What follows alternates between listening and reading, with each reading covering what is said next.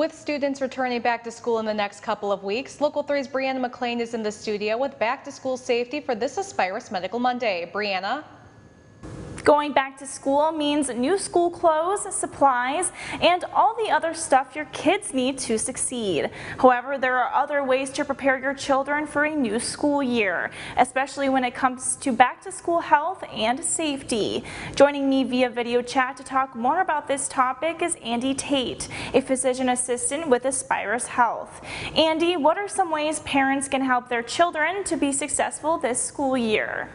Kids need about 8 to 10 hours of sleep, and some, depending upon age, sometimes 12, depending on their age and things like that. I think it's important to start working back towards a new normal sleep school schedule.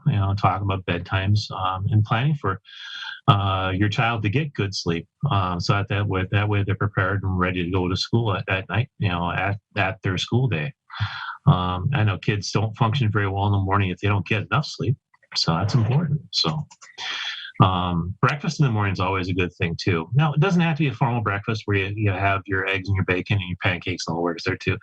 But and time's short in the morning, especially when we're getting out the door. But something in their hand on the way out the door is a good thing to have.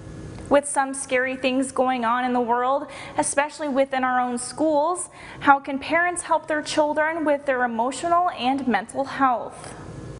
Talk a lot. Talk about kids' fears.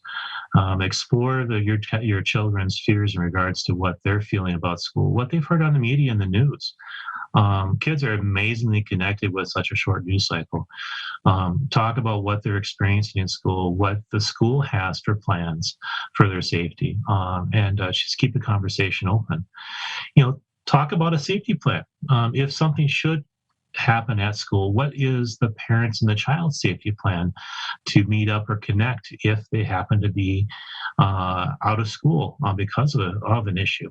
Have a place to meet up and find your child if you need to, and talk about who to follow, who to listen to, and who to get instructions and directions from.